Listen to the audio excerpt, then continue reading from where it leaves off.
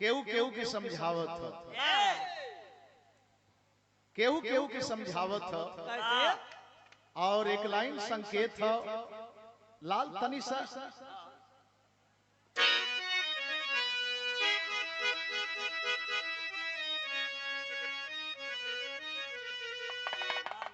ना ना ना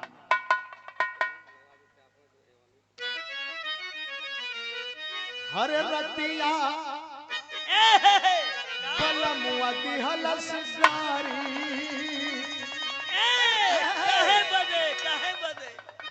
कौनो मेहरारू अपने बगल वाली से बड़ा दुखित होके धूमिल होके ई बात बता रहल बा।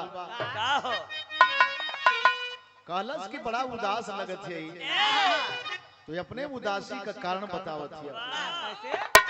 अरे रतिया बलमुआ दिहल सगारी तरकारी बिना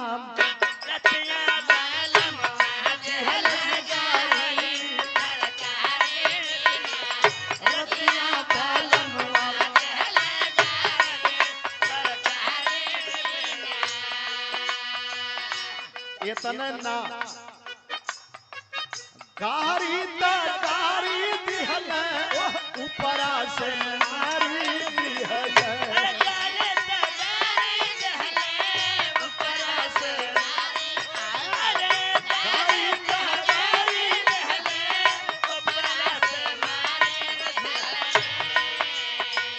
देखा तनी पीठी या उघारी,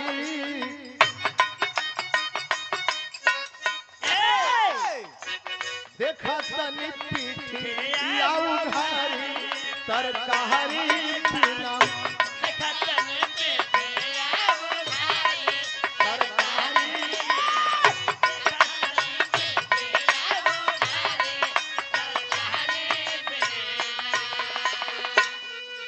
जाना है। लोग कहला यहाँ नैहर है वहाँ ससुरार है। कहाँ ससुरार है?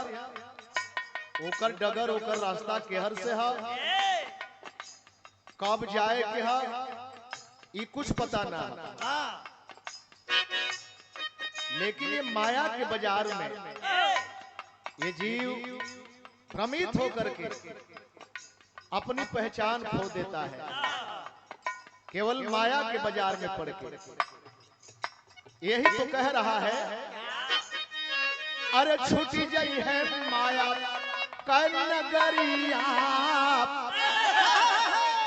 छूटी गई है माया का नगरिया, माटी का गुड़िया छूट गई है माया का नगरिया, माटी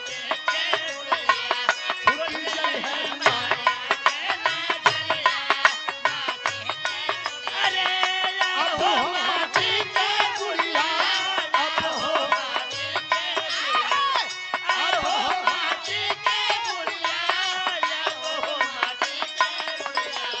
छूट गई है माया का नगरिया,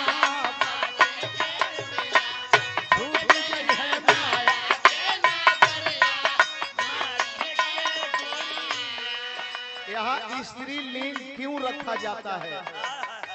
हम जितने लोग हैं आज तो नानी की अंत्येष्टि में हम लोग गा रहे हैं, लेकिन कभी नाना भी होते तो यही कहा जाता। स्त्रीलिंग का प्रयोग क्यों किया जाता है? हम सारे लोग मर्द हैं लेकिन हम सबकी आत्मा स्त्रीलिंग है, इसलिए दुल्हन का रूप बताया जाता है। परमात्मा जिसको कोई नहीं देखा, पर आत्मा पराया की आत्मा है। हम दुल्हन है, परमात्मा आत्मा दुल्हन है, परमात्मा दूल्हा है। आत्मा जो अपने साथ में है दुल्हन है, जो पराये के साथ में है परमात्मा के रूप में है वो दूल्हा है। यही तो कह रहा है, सन कैसा है सापा करी है सिंगार रच के, सन कैसा है सापा करी है सिंगार रच के।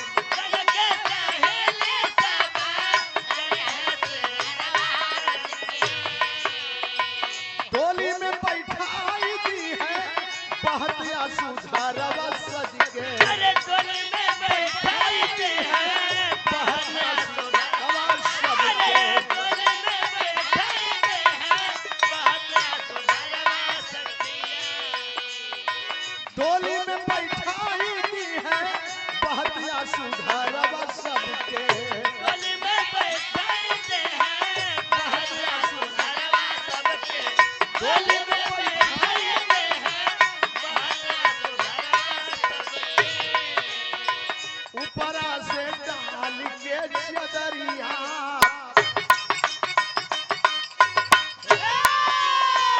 ऊपरा से डाल के चदरिया गुजरिया ऊपरा से डाल के चदरिया माथे पे गुड़िया ऊपरा से डाल के चदरिया माथे पे इतना ही नहीं, बेटी बहन की विदाई हो, दो अर्थी भाव है, लाख रोती है, छटपटाती है, लेकिन डोली में बैठाना ही पड़ता है। बैठाने वाले भी बर्दाश्त नहीं कर पाते हैं, देखने वाले भी बर्दाश्त नहीं कर पाते। वह हाल यहाँ है, डोली में बैठावत सबकर आंख से आंसू चलेला, देखवैया भी रोवेला, धूमिल हो जाला। लेकिन जब डोली पहुंच जाले तो मेहना होला, ताना होला। कैसन मेहना ताना होला? कैसा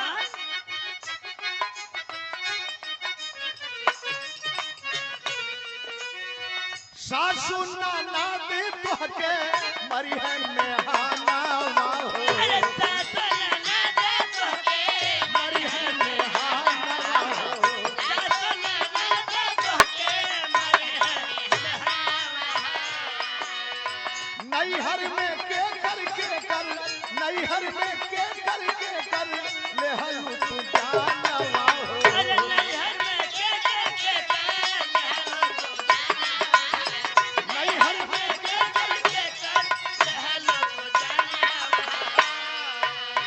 जस और अपजस, अच्छाई और बुराई, यही तू का चर्चा होने, यही के मेहना है।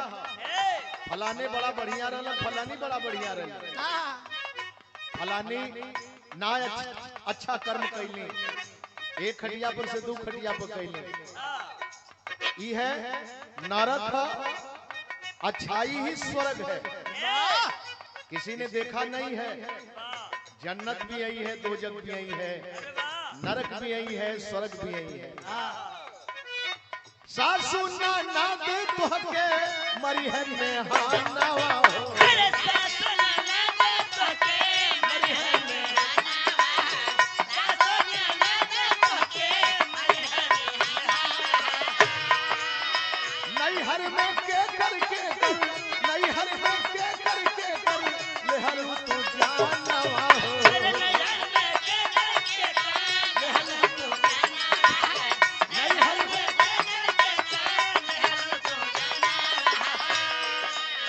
काले के अइनु ससुररिया, काले के अइनु ससुररिया माटी के गुड़िया।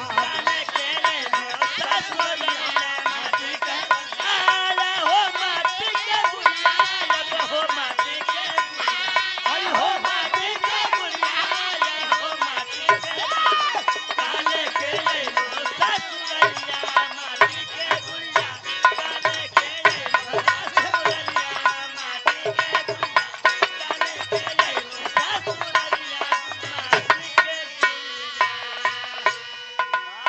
गौर करेंगे लाइन पर, बेटी बहन अपने ससुराल में पहुंच गई, तैयारी उसकी कहीं और है। वही तैयारी हम साज धाज के उठा करके लेके चल देते हैं। शमशान पर जब पहुंचते हैं, शमशान का मतलब लोग श्मशान कह देला। सब मने बराबर, शान मने शान, सबका शान बराबर है। वो ऐसा स्थान है, राजा हो, रंग हो, फकीर हो, जो भी जाता है नम्र भाव से उसे पेश आना पड़ता है। केहू तने न हो के ना कहले होई कितना चाहिए हम देबे, हरदाय जाला हो जाए। यही से ओके शमशान, सम माने बराबर, शान माने शान, सबका सम्मान बराबर है। वहां की हालत में बता रहा हूं। अरे घुघुटा उठा के मुखा, घुघुटा उठा के मुखा, देखी है सजानवा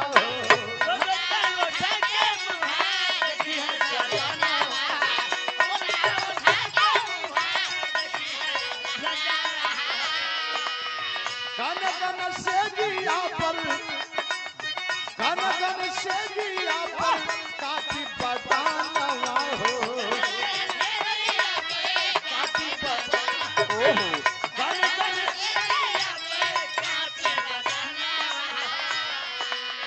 माहुर होई फूलवन कस जरिया, माहुर होई फूलवन कस जरिया, माटी का गुड़िया माटी का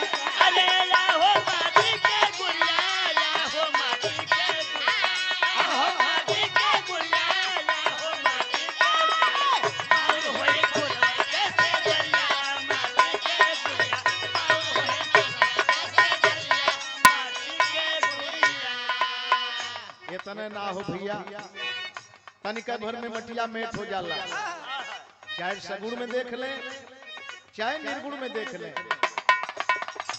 तनिका भर में मटिया मेट यहाँ तमाम फूल माला से सजा करके 1000 ठे सौपट लपेट के लेके जायल जाला, तनिका भर में नोच नाच के एक और कह दे, वह हाल सगुण में है। इतने ना पहलवा तक लोग राखी ओखी चलवावे, राखी चाल के तोप जा, सवेरे उठ के देखल जा कथुआ के जन्म पौले हुए, कौनो किरौना रेंग दिले रहे तो के लोग कहे गोबड़ौरा के जन्म पौला, बढ़िया कर्म ना रहल, बढ़िया कर्म ना रहल, गोबड़ौरा के जन्म पौला। हमहन का वेद जन्म देला, इस्लाम धर्म जो मर गया उसका कोई जन्म नहीं, यही में तमाम तमाम भ्रांतियां हैं, केहू जन्म देला आ केहू ओके ना मानेला। हम बताइला भैया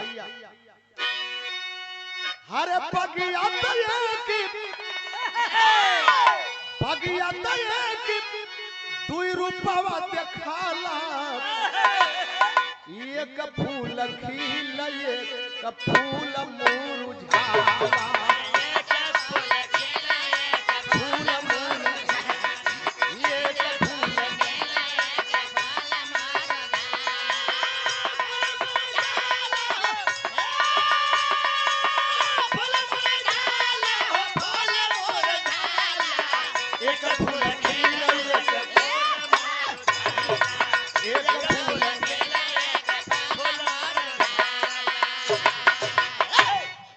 सुनील अरे पगिया एक दुई रूपवा देखाला, एक फूल खिल एक फूल मुरझाला,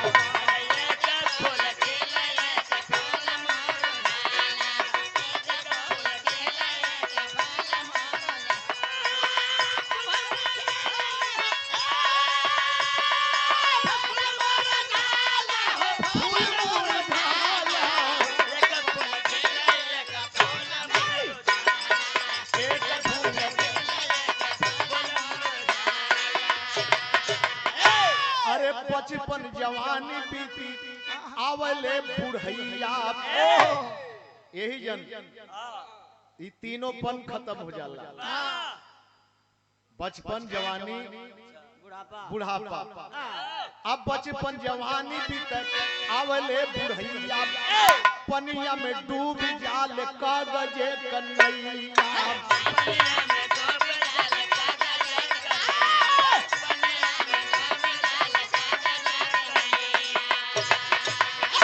पनिया में डूबी जाले कागजे कन्हैया, संगमत केहू के अरे केहू नहीं जाला, एक फूल खिल एक फूल मुरझाला, खिल एक फूल एक फूल लाल फूल मुरझाला, एक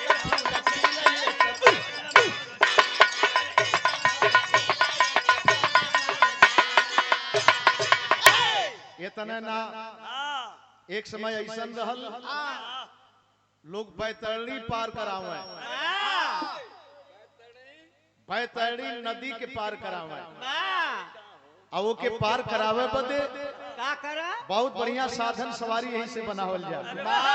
बैतरणी नदी पार करे बदे साधन सवारी यही जैसे देहल जाला।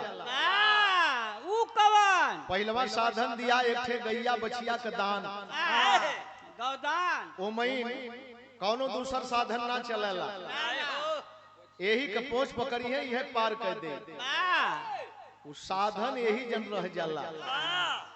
अब आप सोचे कि नानी माई आजी बाबू दादा फिर कौने साधन से पार हुई है, साधनमा तो यही जन रह गया। सच्चाई तो यह है दोस्तों, हमको भ्रमित किया गया है। हिंदुस्तान के नक्शे में बैतरणी नदी का कहीं जिक्र ही नहीं है नदी। जानते हैं वो नदी कहाँ है? माई का पेट। जब पेट में जीव पड़ेला तमाम मन्नत मानेला, बाहर निकलब सत्कर्म करब, सत पथ पर चलब, अधर्म के रास्ते पर ताकब ना। लेकिन बहरे इले के बाद बात बिगड़ गई और पढ़ी ले बाप कागज का लिखल अक्षरिया, कागज पर जो लिखा है उसको आप पढ़ लेंगे।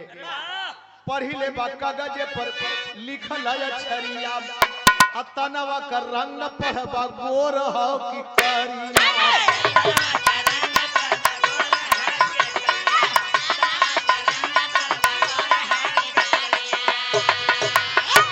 अरे पढ़ल से किस्मत, पढ़ल से किस्मत कल लेखना बचाला, एक फूल खिल एक फूल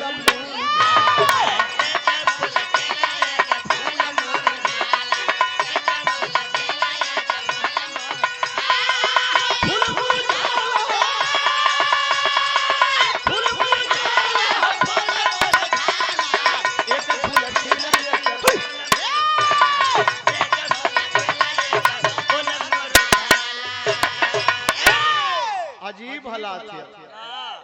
कोई देला दान, कोई देला दान, कोई भूखिया सतावे, कोई मांगे भीख, कोई लंगड़ लुटावे।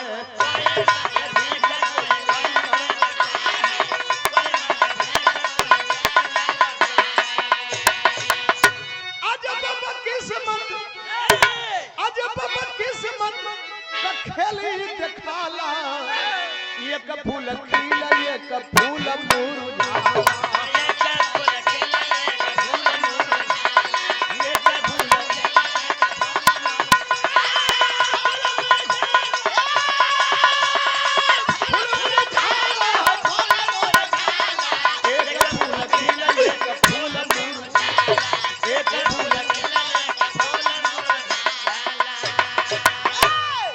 इतने ना आज नानी के ब्रह्मभोज दे रही मेहमान गावत है।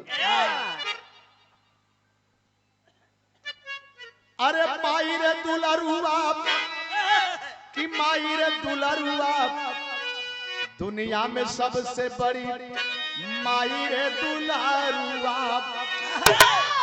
अरे किस्मत खेल, किस्मत का खेल ना खेलाई रे दुलरुआ, खेलाई रे दुलरुआ। दुनिया में सबसे बड़ी माई रे दुलरुआ, दुनिया में सबसे माई रे दुलरुआ, माई रे दुलरुआ। दुनिया में सबसे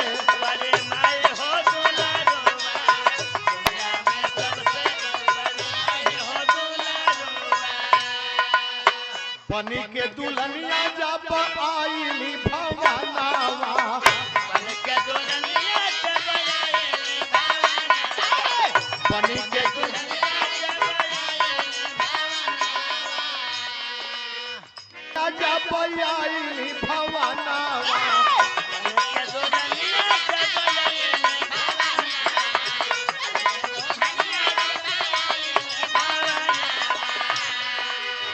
बीतल 2 साल मार लोगवा में हानावा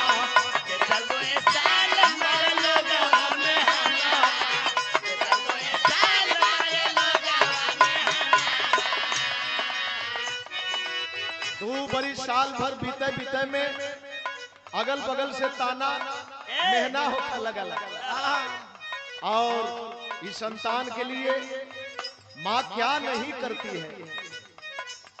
मंदिर मंदिर अजरा फैलाई रे दुलरुआ फैलाई रे दुलरुआ दुनिया में सबसे बड़ी माई रे दुलरुआ दुनिया में सबसे बड़ी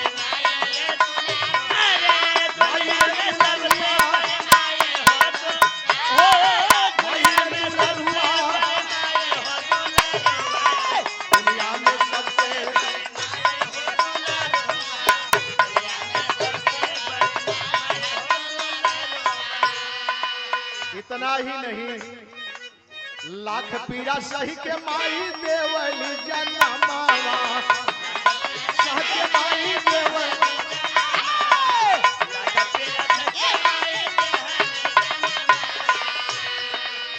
गोती न परोसिनी का धारल चरनावा परोसिनी का धारल चरनावा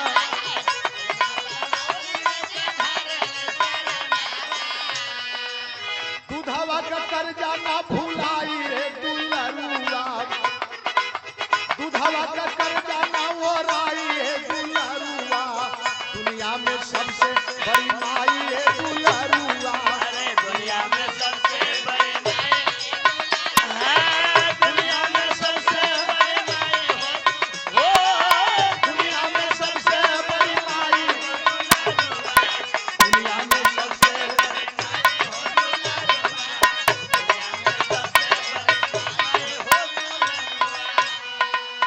गुरु गणेश राम लाल गुण गावल गुरु गणेश राम लाल गुण गावल गुरु गणेश इतना जानी हम नहीं जा केहू लायक बन के केहू न लायक बन के लेकिन हर लोगन के माई ही जन पैदा कैले हैं और माँ लाख मेहना लाख ताना लाख कष्ट उठा करके हाय हाय बतावल जाला जाड़ा में बच्चा जब लोग शंका कह देला तो माई एयर से हटा के हर अपन इशारा लगा दे। क्या बात है कोई फौजी नौजवान अपने माँ के सामने बोला माँ आई तरह बात में मजाक हो गए माँ अब तेरा बेटा फौजी है किसी प्रकार की कोई कमी नहीं होने देगा तुम्हारी क्या ख्वाहिश है माँ बता अपनी ख्वाहिश। बूढ़ी माँ फौजी की हंसने लगी बोली बेटा तू फौजी हो गया तू मतारी की ख्वाहिश पूरी कर सकता है। हाँ माँ बिल्कुल पूरी करूंगा। कहे नहीं कर पाएगा बेटा नहीं कर पाएगा। फौजी बिगड़ गया माँ मैं सरहद की रखवाली करता हूँ और बता तेरी सोच क्या है। मैं अभी पूरी कर दूंगा जहां से भी लाना होगा मैं ला दूंगा। माँ बोली कि कतई नहीं बेटा तू नहीं पूरी कर सकता है। उलझ गया बता माँ बता आखिर में बात क्या है। कहा बेटा अगर पूरी कर देगा तो एक रात मेरे चरपाई पर सो ले। फौजी हंसने लगा ये कौन सी बड़ी बात है।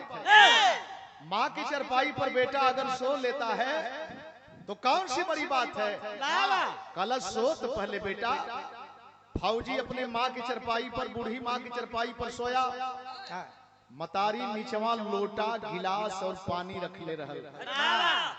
जब बेटा सो गया तो गिलसिया के पनिया उठा के बेटवा को गिरा दिला। माँ ये क्या कई क्या हो गया बेटा। का रे पानी गिर गया। का अच्छा तो गिर गया तो इधर या सो ले। और जब इधर सोया तो फिर पानी उठाई उधर गिरा दी। फौजी बिगड़ गया माँ इसका मतलब कि तुम मजाक कर रही है। पानी क्यों गिरा रही है? कलश की पानी नहीं गिरा रही हूँ बेटा, तुझे मैं याददाश्त दिला रही हूँ। आज पानी तुम्हारे नजर में है, जब बहुत मासूम था, नान था बेटा, आज तो मैं लोटा का पानी गिरा रही हूँ। कल तुम अपने शरीर से जब पानी गिराता था, पेशाब करता था, इसी तरह से इधर से उधर, उधर से उधर अपना कपड़ा खोल करके तुम्हारे नजदीक में बिछा करके तुमको बचाती थी बेटा, तुमको बचाती थी। कहां से तू पूरी करेगा बेटा, कहां से तू पूरी करेगा? ये है माई के दूध के कीमत और यह है माई का सेवा। गुरु गणेश राम लाल गुण गावल,